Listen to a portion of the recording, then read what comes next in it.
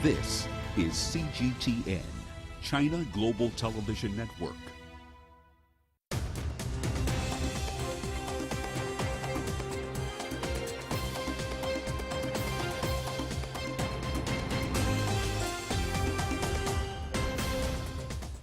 Hello and welcome to CGTN. This is The World Today. I'm Lindy Mtongana in Nairobi, and these are your top stories. France shuns UK Home Minister over the migrant crisis. UK suspends travel to 6 southern African countries after a new coronavirus variant is found. And 2 Chinese nationals among those killed in a DRC mine attack. In your top story, Britain hopes France will reconsider cancelling an invitation to Interior Minister Priti Patel to attend a meeting scheduled this weekend to tackle the topic of illegal migrants. The French Interior Minister, Gérald Darmanin, told his counterpart Patel she was no longer welcome at Sunday's meeting. This follows Wednesday's disaster when at least 27 migrants drowned trying to reach the UK from France. In a letter sent to French President Emmanuel Macron, British Prime Minister Boris Johnson said taking back migrants would significantly reduce the crossings. He added it would also save thousands of lives by breaking the business of criminal gangs behind the trafficking. The record wave of illegal migrants seeking to cross the dangerous English Channel is a volatile issue for both nations amid rising anti-immigrant sentiment. CGTN's Andrew Wilson has more. It's a motivation that few in Britain or France can truly fathom. To pay thousands of dollars to take your family and children through the world's busiest shipping lanes to find sanctuary in a country that doesn't want you. Even as more than 27 died on Wednesday, others made it through and more will follow. Sadly, the dangers are very obvious, and yesterday's tragedy emphasises that. And the real sad part of this is those who organised that boat yesterday would have just viewed these people who, 27 at least people who passed away, just as a profit-making opportunity. That's why we are so determined to smash this model of business, this really evil business model. A few years ago, this was a rare occurrence. Even in November weather, the numbers are 3 times greater than last year. The UK pays about $70 million per annum to France to help with security. French authorities regularly patrol the coastline, and 44 smuggling networks have been dismantled with 1,500 arrests. But clearly none of this is enough, and fingers are still being pointed. There are 2 things in Britain that attract migrants. There is an immigration system. We often say that the French don't deport enough, but we deport more or less 20,000 illegal people each year. In England, it's 6,000 people, 4 times less than France, even though there are more migrants there and they have twice more illegal immigrants. So clearly, there's the bad immigration management. What this shows is that the gangs who are sending people to sea in these dangerous craft will literally stop at nothing. But what I'm afraid it also shows is that the operation that's being conducted by our friends on the beaches, supported, as you know, with £54 million from the UK to help patrol the beaches, all the technical support that we've been giving, they haven't been enough. Both France and Britain are focused on the smuggling gangs, multi-million-dollar criminal networks that promise jobs and prospects in the UK as long as the vulnerable migrants can pay. The gangs operate throughout Europe, and France has called on Belgium and Germany to also get involved. The UK is considering legal migrant routes with processing centres located abroad. But so far, the dangers of the Channel remain the only viable option for these desperate families. Andrew Wilson, CGTN. South Africa has detected a new coronavirus variant. Scientists say it has a high number of mutations and is rapidly spreading among young people. They say the mutations could evade the body's immune response and become more transmissible. South Africa has seen a surge in new cases over the past week. Health officials initially believed it was due to gatherings at universities. Britain's health minister said on Thursday that COVID-19 vaccines might be less effective against the new variant. The UK has suspended flights from 6 African countries. Japan on Friday tightened border controls for visitors from South Africa and 5 other African nations. Hong Kong has identified 2 cases among arrivals from South Africa. Officials added that 12 people who were staying in rooms close to these 2 cases are now in mandatory 2-week quarantine at a government facility. The World Health Organization is currently giving a briefing on the new variant. Well, let's get you the latest now from our correspondents. We're joined from Johannesburg, South Africa, by Angelo Coppola, and in London we have Ollie Barrett. Angelo, let's start with you. How much have the authorities revealed so far about the new COVID variant and the danger it poses?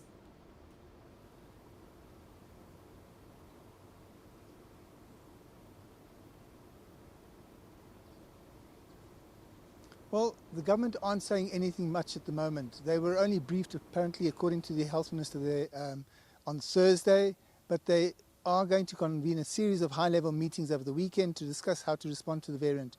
It also appears to be driving Gauteng's rapid increase in cases with cluster outbreaks in Tshwane, and now it's quickly spreading into the Gauteng metros. We do know that there have been 22 confirmed cases in South Africa. That's as of Thursday morning. We don't have any later data. Drop the earpiece. When more data will be released. In terms of the data, the scientists are only starting to work on the new variant, and they did so on Tuesday, and any research findings are only expected in several weeks' time, which is a problem. So the authorities will be reacting to daily testing and positive cases in the meantime until they've got some clarity on how dangerous this new variant actually is. Lindy? All right. Well, of course, a lot of concern around the world over this new variant. Ollie, let's come to you. All of this is coming at a time when Europe is, in fact, struggling with a surge in infections. But talk us through the reasons why the UK Health Secretary has moved so quickly to suspend travel from southern African countries. He says, Sajid Javid, the UK Health Secretary, that the UK saw the early data and its scientists were concerned about the possibility that this new variant is more transmissible than others and may be able to escape some of the protection from vaccination. And so he says that as a precaution, the UK decided it had to move and move very quickly. One of the other things that health officials here are saying is that this is to slow and delay an outbreak of this new variant in this country rather than having any expectation that it can be completely shut down or completely stopped. I mean, bear in mind that in the last few days alone, hundreds of people will have arrived in the UK from South Africa. So I don't think there's any expectation here that the spread of this new variant can be stopped by these travel restrictions. But the hope is that perhaps it can be slowed while more information is gathered about how exactly dangerous or otherwise it is. And of course, as you say, Ollie, many South Africans or many travellers have already arrived in the country from the southern African region. There are close ties, of course, between South Africa and the UK. How is this decision to suspend flights and perhaps impose quarantine measures going to be received? And how might it affect festive season travelling to and from these, from the southern African region to the UK? It's going to have a huge impact. I mean, Grant Shapps, the UK Travel Secretary, has been saying this morning that this decision to place South Africa and the other African nations on the travel red list will be reviewed in 3 weeks' time.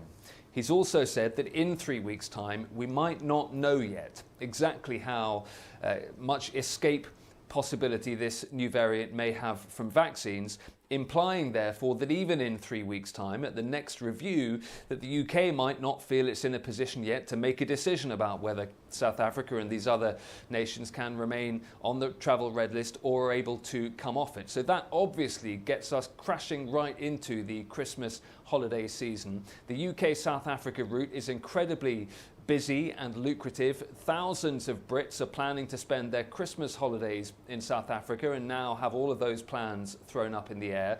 Thousands of South African citizens who live in the UK were planning to head home over this winter period, many of them to see families for the first time in 2 years. So for thousands and thousands of travellers, real anxiety about what comes next and whether there is any possibility of travel to and from South Africa and some of these other African nations over the Christmas period. Oh, thank you so much. That's Ollie Barrett live with us there in London, and we're also, of course, joined by Angela Coppola in Johannesburg. Now let's go to the Democratic Republic of Congo, where there was an attack on a mining camp. The army says 2 Chinese nationals have been killed and an unknown number of people kidnapped in the town of Jugu in the country's east. Authorities have blamed a militia called the Codeco for the attack. Chris Ochambringa reports from Kinshasa. In fact, Chris Ochambringa is live with us from Kinshasa with the latest on this story. Chris, tell us, what more do we know about the attack and this militia group called Codeco?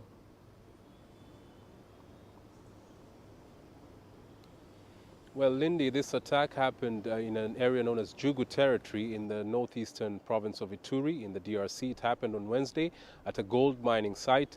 The military spokesperson of the region says the fighters of the Codeco, which is known as the Cooperative for the Development of Congo, stormed this site and killed 4 people. There were 2 Chinese nationals, a Ugandan citizen and a Congolese woman. And the army says they are pursuing these fighters and will do everything within their power to try and rescue the people who have been abducted, the Chinese who have been abducted. Now, the Codeco militia is composed of people from Lendu, an ethnic group known as the Lendu. They are predominantly farmers who have had a long history of rivalry with another community of herders known as the Hema. These 2 communities have been fighting for very many years in the northeast of the DRC over land, political power, and the control of mineral resources.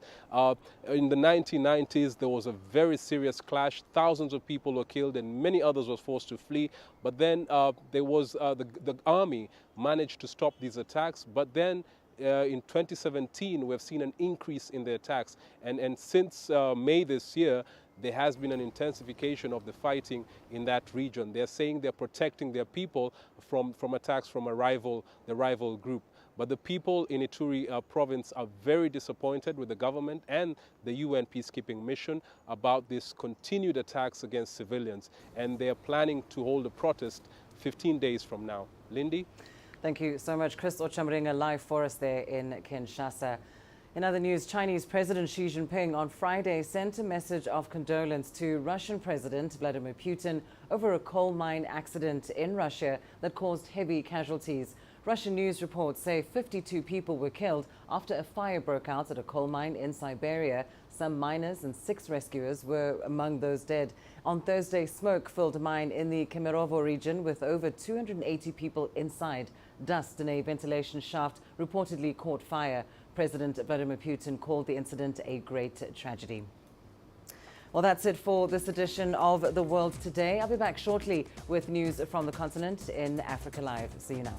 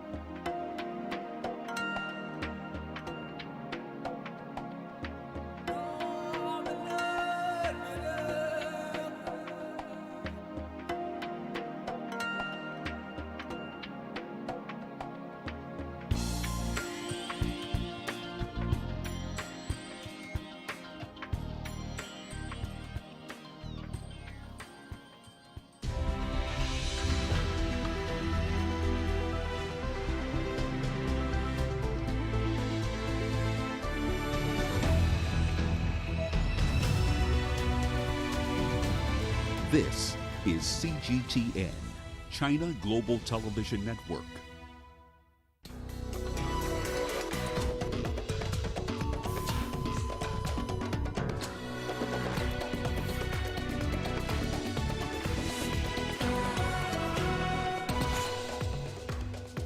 The new coronavirus variant in southern Africa, what do scientists know so far? Burkina Faso's president promises to reform the military as protests persist over insecurity. And South Africa announces it will not renew visas for thousands of Zimbabwean workers. We explore the impact.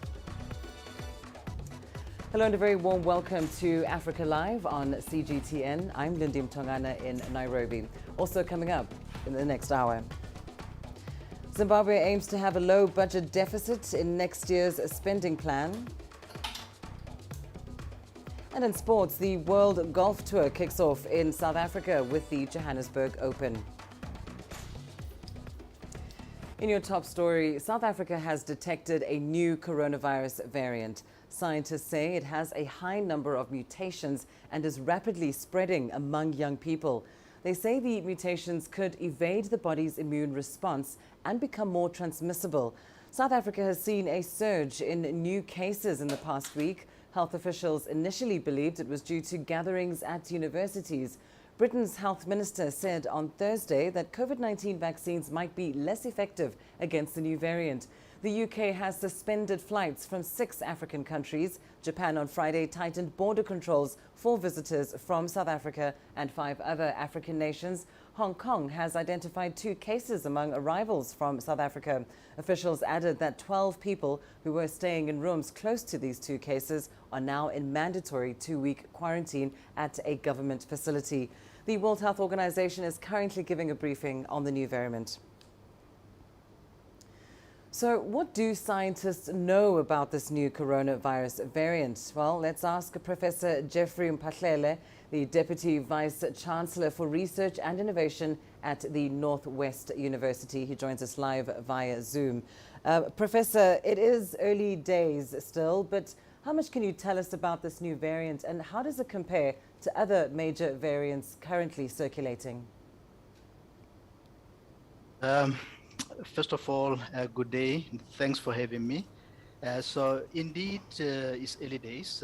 Not much is known about this novel variant, but I must say that it's quite distinct from other variants that we have seen so far. And the genome sequencing has shown mutations throughout its genome. So this virus certainly has got more mutations than the other viruses that we have seen. And the implication is that it does have potential to spread rapidly in the population. And it also does have potential to dominate, to outcompete the other variants that are circulating in South Africa. So that's what we think will happen. And obviously, the implications are quite massive if that has to happen. Indeed. Professor, of course, this is not the first time that a variant has emerged from South Africa or the southern African region. Why is this particular area susceptible to the emergence of new variants? Well, I wish I know, but clearly there could be many reasons. And I think for me, the obvious one is the fact that South Africa is proactively looking for, monitoring the variants in South Africa. So we do have a network of researchers who collects samples, sequence, and analyze them. So clearly, if you have got this kind of a network, you are able to pick up new variants as they emerge. So in a way, it's a good thing, because you can imagine if you don't have a network, you will have the variants circulating in the population and without any detection. So that will pose more public health challenges and problems than having a network that is able to actively look for these variants. Well, thank you so much for your time. That's Professor Jeffrey Mpahlele from the University of the Northwest. Let's turn now to news from Burkina Faso. President Roch Kabore has promised to end dysfunction within the military. This in a speech on Thursday night as the nation braced for more protests against worsening insecurity.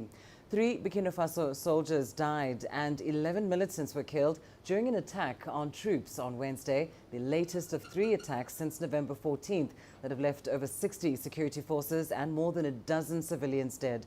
Hundreds of protesters took to the streets of the capital, Ouagadougou, last week, demanding Kabore resign for failing to rein in militants linked to Al-Qaeda and Islamic State, who have waged a 4-year insurgency. Opponents urged people to stage fresh protests on Saturday, and schools were shut across the country in anticipation of unrest.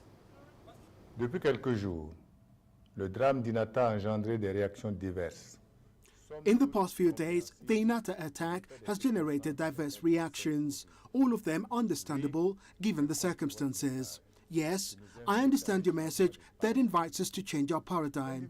Individually and collectively, we have to be part of the change in order to end incivility, challenges against authority, and all the behavior that does not make us good Burkinabés. As President of Burkina Faso, I'd like to invite everyone to stay reasonable and to avoid believing that it is by breaking the thermometer that we recover from a fever. The people of Burkina Faso are allowed to express themselves freely on public affairs. I care about this particularly. South Africa will not renew temporary permits of around 250,000 Zimbabweans working in the country when their visas expire next month. That's according to Mondli Gungubele, a minister in President Cyril Ramaphosa's office. Some 250,000 Zimbabweans fleeing political and economic crises at home were granted 4-year work visas in 2009. The visas have been repeatedly extended, but the South African government has announced there will be no further extension. The workers have been given a year's grace to apply for alternative visas that may be applicable to individual situations. Thousands of Zimbabweans work in South Africa, particularly in the hospitality, retail and service sectors. Ramaphosa's government is under pressure to create job opportunities for its citizens as ballooning unemployment exceeds 34%. Well, let's bring you more on this story. We're joined from Harare by our correspondent Farai Mokutuya and in Johannesburg, Angela Coppola. Angela, let's start with you. Talk us through what's informed this decision not to renew the visas of hundreds of thousands of Zimbabweans who are currently working in South Africa.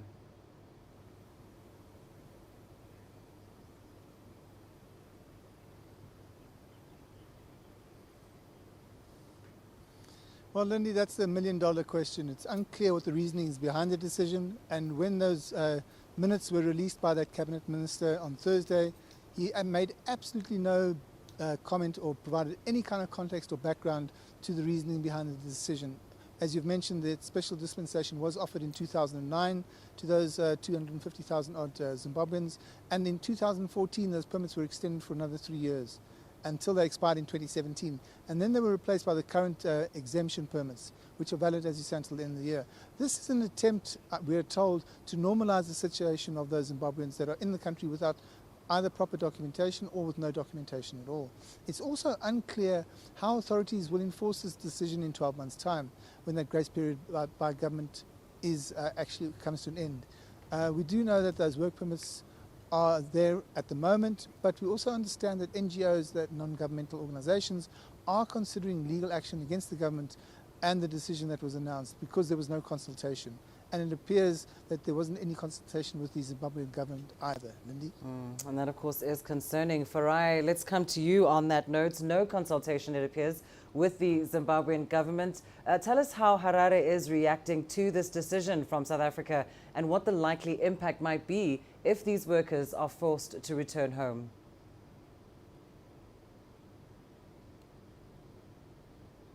Well, Lindy, no official communication or response from the government as yet. Ordinary Zimbabweans, though, expressing themselves and raising concern about the implications that this might have. As you quite rightly say, over 200,000 people who haven't been in Zimbabwe, who have lived outside of the country for years now, some of them more than a decade. For them to be reintegrated, to come back, job opportunities may not be immediately available to them. And so the government will be under pressure to try and provide social safety nets for them, to make sure that they are taken care of even though they are not gainfully employed. But beyond that, these people support so many other relatives that live here in Zimbabwe. So the impact will be far-reaching beyond just the people that are affected in South Africa. So many people rely on their relatives in South Africa for money, for groceries, for things like that. Millions and millions of dollars are remitted every year by those people working in South Africa. So the impact will be far-reaching in terms of the people who will be deprived of income here and livelihoods in South Africa, but also the economy will feel it because this is money that makes the retail, particularly the retail sector, tick. Lindy. Indeed, it will have a far-reaching impact. Thank you so much. That's Farai Makutoya live for us in Harare and Angela Coppola in Johannesburg. Turning to other news now, a new white paper released by Beijing says China and Africa have set an example for building a global community with a shared future. The document, titled China and Africa in the New Era, a Partnership of Equals, was issued on Friday. It says the two sides have stood together through success and adversity, and that cooperation has benefited both sides. The white paper details multiple areas of cooperation, from the economy to people-to-people exchanges. The document says China has been Africa's largest trading partner since 2009, and Chinese direct investment in Africa has surpassed $43 billion. It also points out China has supplied COVID-19 vaccines to 50 African countries and the African Union Commission. The releases comes ahead of the 8th Ministerial Conference of the Forum on China-Africa Cooperation, which will be addressed by Chinese President Xi Jinping via video link on Monday. China's Foreign Ministry says the African Union Commission chairperson Musa Faki Mahamat and UN Secretary General Antonio Guterres will attend the opening ceremony. President Xi Jinping and African leaders will once again map out the way forward for China-Africa relations. This forum is a major diplomatic initiative for developing countries by China this year. It is also a big gathering held as scheduled after the China-Africa family of friendship overcame difficulties since the COVID-19 pandemic broke out. Chinese President Xi Jinping on Friday sent a message of condolence to Russian President Vladimir Putin over a coal mine accident in Russia that caused heavy casualties. Russian news reports say 52 people were killed after a fire broke out at a coal mine in Siberia. Some 6 miners and rescuers were among the dead. On Thursday, smoke filled a mine in the Kemerovo region with over 280 people inside. Dust in a ventilation shaft reportedly caught fire. President Vladimir Putin called the incident a great tragedy. You are watching Africa Live. Here's what's still ahead on the program. Kenya to enforce a vaccine mandate next month, even as vaccination numbers remain low.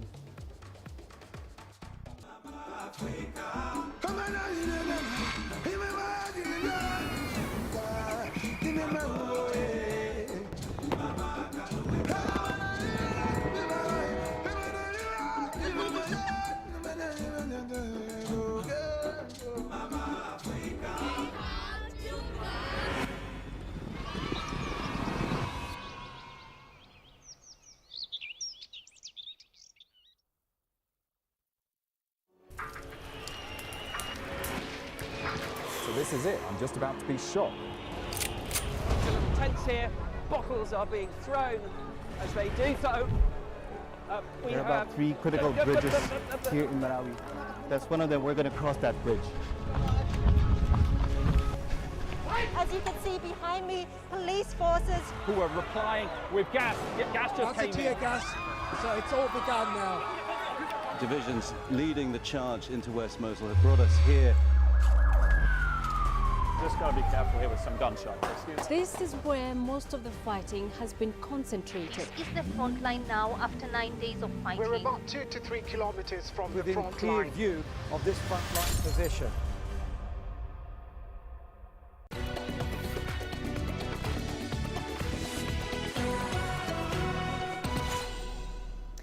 Kenya is set to become one of the first countries in Africa to enforce a vaccine mandate next month. Authorities say those without proof of vaccination after December 21st will not be able to access services at public or private institutions or premises. CGTN's Robert Nagila has the story. At a bus stop in Nairobi's central business district, passengers vaccinated against COVID-19 and those yet to receive a single dose share a bus to their destinations. But that may soon come to an end after the government announced plans to introduce a vaccine mandate. Everybody seeking in-person government services should be fully vaccinated and proof of vaccination availed by December 21st. From the 21st of December, Kenyans will be required to show proof of vaccination to use public transport, travel by rail or air, visit a pub, restaurant or hotel, or visit a game reserve. Unvaccinated Kenyans will also have no access to government services. Public transport operators say it is difficult to implement the mandate, which comes into force during the busiest period, the Christmas holidays. We have not gone through any awareness campaign to be able to establish if one has been vaccinated or not. We just hear there is a secret number. We have not been told how to detect it. There are still no details on how this directive by the government will be implemented. But if, like me, you've received both doses of the vaccine, all one has to do is log in to the Ministry of Health portal and your vaccine certificate, complete with the QR code, comes up. According to legal experts, the government is within its powers to enforce a vaccine mandate. Being a pandemic, under the Public Health Act, government can gazette anything that is meant to protect its citizens. The government has a moral obligation, the constitutional obligation, to protect the 44 million Kenyans. Just over 2.5 million Kenyans have been fully vaccinated, about 9% of the adult population. Early this year, the government set a target of vaccinating 10 million Kenyans this year, but says there's been a slowdown in the uptake of vaccines over the past couple of months. On Friday, authorities will launch a major vaccination drive across the country to encourage more Kenyans to get the jab ahead of the vaccine mandate. Robert Nagila, CGTN, Nairobi, Kenya. Ministers from East African countries gathered in Kampala are concerned that female genital mutilation, or FGM, is continuing despite legislation criminalizing the practice. Officials from Uganda, Kenya, Ethiopia, Somalia and Tanzania warn ending FGM by 2030 may not be achieved if new strategies are not adopted. The 5 countries had committed to ending the practice by 2030 in a previous meeting in Mombasa in April 2019. Isabel Nakiria has more. Ritual celebrations to mark the passage of marriage among the Sabini community in eastern Uganda. Girls ready to face the knife chant songs of empowerment to show bravery. The practice is banned in East Africa, though it's still being carried out. I escaped. My father was a priest, and we didn't know what was happening outside there, except one day when I was in secondary school, I overheard him shouting at another man that if you catch my girls, I'll take you to police. The tradition is carried out among border tribes in the East Africa communities. Traditional cutters work across borders, making it hard for law enforcers to track them down. Since female genital mutilation is a complex social norm practice that keeps on mutating, there is need for constant and more innovative strategies to address the elimination of FGM. Ministers from the East African countries warn it's time to enforce the laws, or else meeting the target of ending FGM by 2030 may be impossible. the medical reports and records of women who are going to deliver were indicating that there were recent cuts of women in the Middle Ages, which shows that the practice had gone underground. Campaigners warn the tradition is harmful in many ways. Girls who are cut can bleed to death, develop urinary problems, or catch HIV/AIDS because cutters share knives. More than 90% of women and girls over 15 years are affected in regions of Ethiopia and in Somalia, where change is still slow. Elders now want the practice denounced, an alternative means of passage to marriage adapted to save millions of girls who still face these risks. Discussants gathered in Kampala say the continued cutting of girls is eroding the gains made in the fight against FGM. Countries have now committed in working jointly to ensure FGM is erased completely. Isabel Nakiria, CGTN Kampala, Uganda. Now, teen mothers in Tanzania who had been stopped from returning to class have been allowed back to school in a big policy shift by President Samia Suluhu Hassan's administration. The decision to ban pregnant schoolgirls from continuing their education was widely criticized by human rights groups and international donors. CGTN's Isaac Lukando has more. 6,000 schoolgirls who drop out of Tanzania schools every year will now get a chance to further their education. A law enforced by the country's previous administration had kept pregnant girls from returning to school once they gave birth. The government is now going a step further by addressing the root causes behind the country's 120,000 annual school dropouts. Some of those dropping out may have solid reasons. Some have family problems, maybe a parent is sick, they're being raised by a single parent, say a grandmother who might be sick, and for some it might be economic reasons. The reversal of the ban has been met with approval from NGOs and even political parties in the country. Some say that it might attract a $300 million loan from the World Bank for girls' education that had been earlier withheld. With the policy change, the government hopes to ensure that no student in the country is left behind. Isaac Lukando, CGTN, Dar es Salaam. African states want cultural artifacts and relics taken by Western nations during the colonial era returned.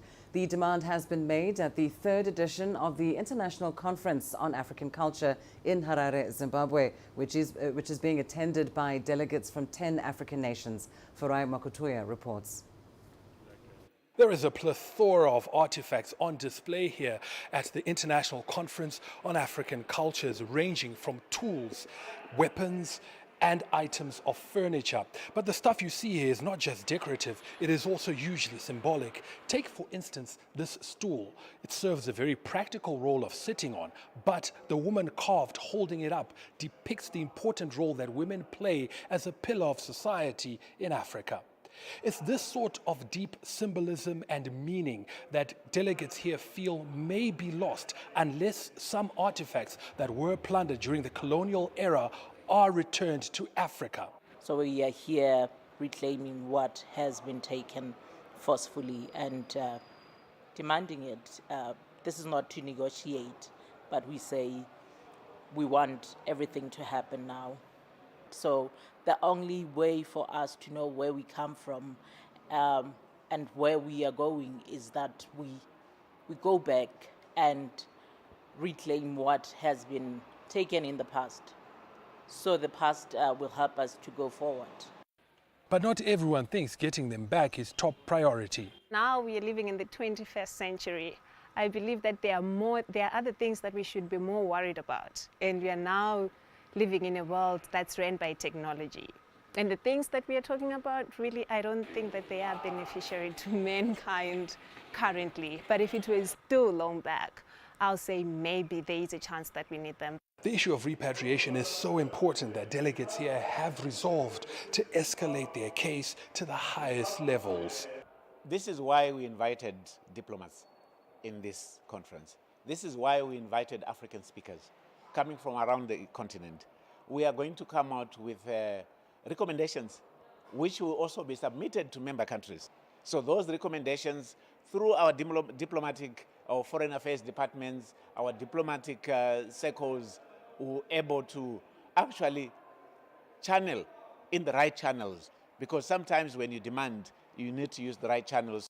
Foreign delegates will also have an opportunity to visit some sites of cultural significance here, including the National Heroes Acre, a burial place reserved for heroes of Zimbabwe's liberation war. Farai Mwakutuya, CGTN, Harare, Zimbabwe. Coming up in your business news. Zimbabwe targets a low budget deficit in next year's spending plan.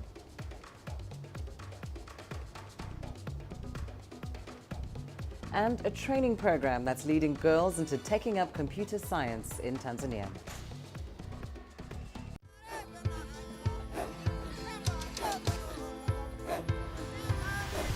Africa is a continent of diversity, with varied climates and enchanting geography, and a people so distinct, but with a shared enduring spirit. We are at the heart of the continent to bring you the untold stories. Let's have a look. We celebrate Africa as it shapes its own destiny. Tunis, Cairo, Juba, Ethiopia, Tanzania. Africa Live. Find your voice.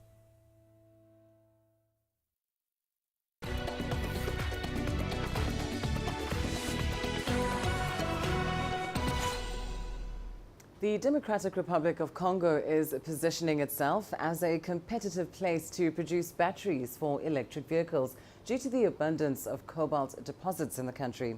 President Felix Tshisekedi has called on his fellow African leaders to develop better value chains for the electric vehicle industry. He was speaking at the DRC Africa Business Forum in the capital, Kinshasa. CGTN's Chris Ochamaringa tells us more.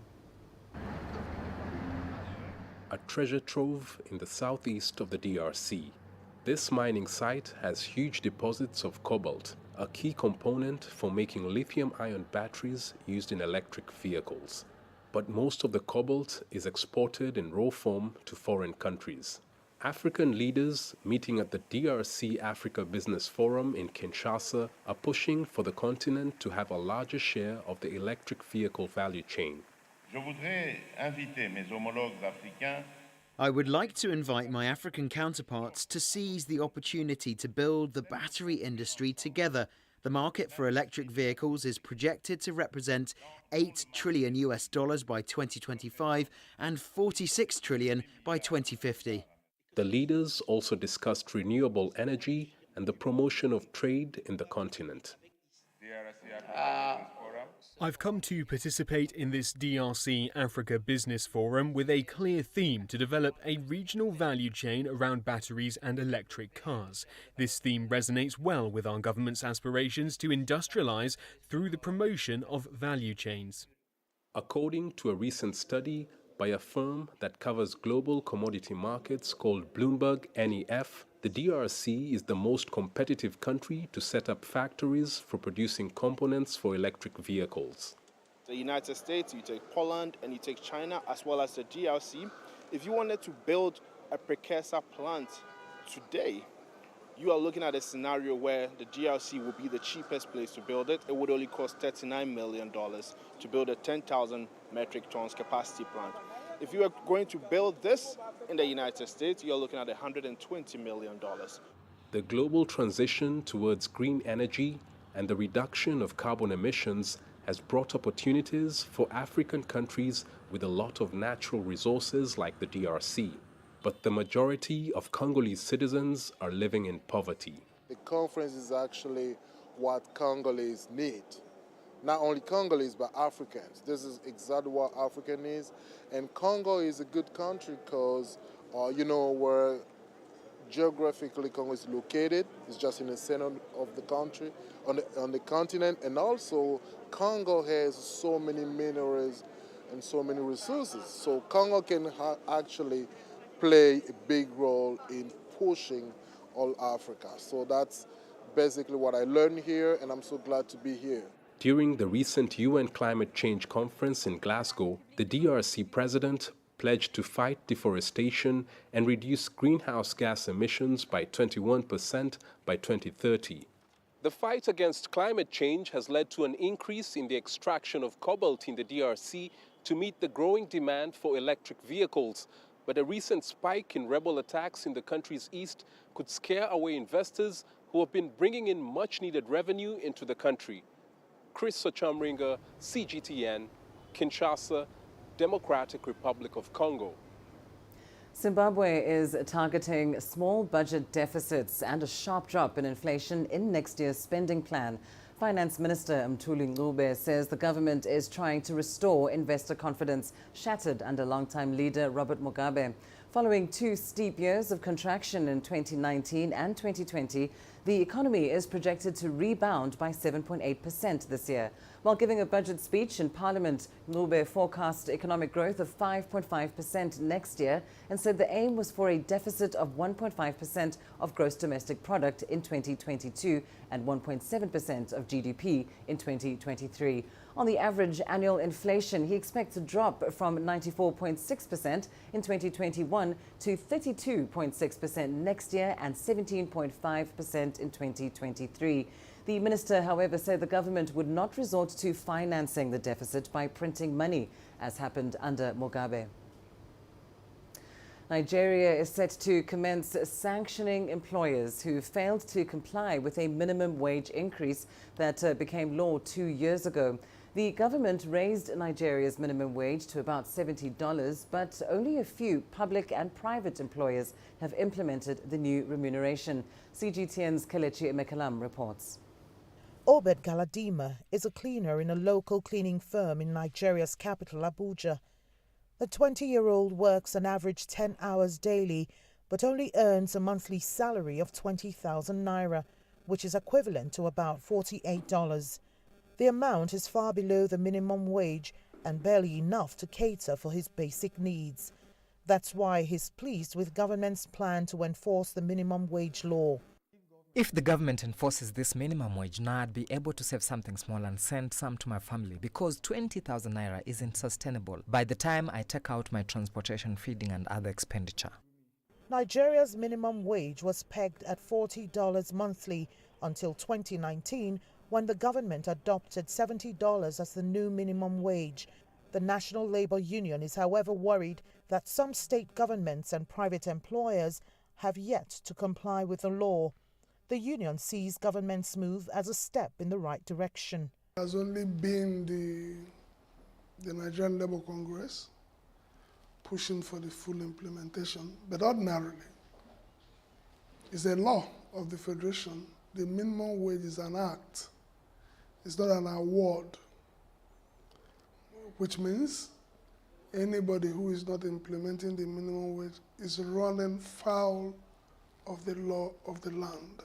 Though a welcome development, analysts doubt that the uniform minimum wage across board is achievable. A state that is not collecting equal allocation, states that are not collecting equal allocation will find it difficult to pay equal minimum wage. States that are not generating equal internal generated revenue will find it difficult to pay equal minimum wage. As long as we are unable to create wealth and generate significant and enough money, it will be difficult for them to have a good argument in terms of what they should be paid. Many Nigerians are grappling with a high cost of living amid the disruptions caused by the COVID-19 pandemic. The state-owned statistics agency reports that about 83 million people, that's 40% of Nigerians, live in poverty. That's why the federal government wants to ensure that the law which protects workers' earnings is upheld. Experts also recommend that government creates the enabling environment for businesses to grow and wealth creation avenues to allow citizens increase their earnings.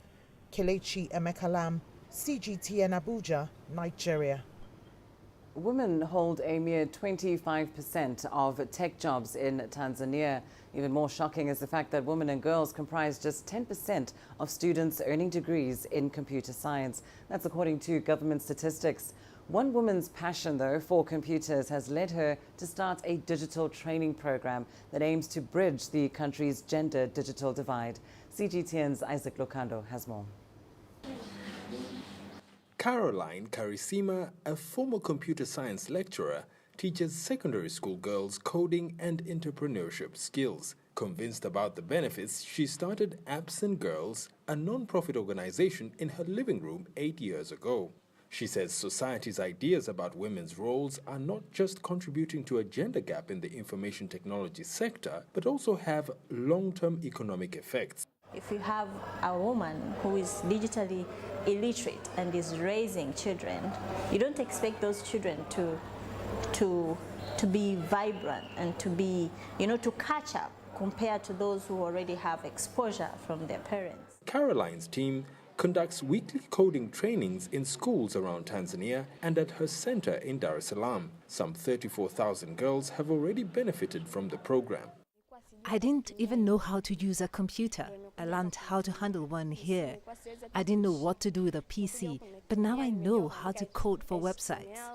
I'm teaching more young ladies and teaching more people to come up with amazing business solutions so as to minimize the employment issues. Last year's Afrobarometer report shows that women on the African continent lag behind men by any digital measure, sometimes significantly. In Tanzania, for example, women lag behind in regular internet usage by an average of 13% compared to 21% for men.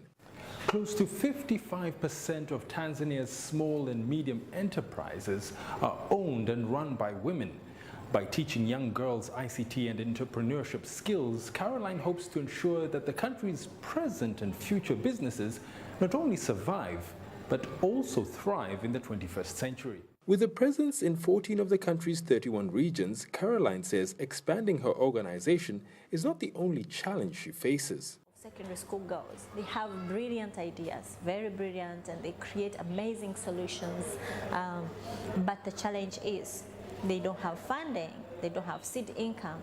Their families find sometimes the parents can't, they're not able to afford even to pay for someone to host their website online or to put their app on Play Store. Caroline has also extended her program to Uganda, and she's eyeing the rest of sub-Saharan Africa in the future. With each line of code, she hopes to change the fortunes of girls across Africa. Isaac Lukando, CGTN, Dar es Salaam. Coming up in your sports news. The World Golf Tour kicks off in South Africa with the Johannesburg Open.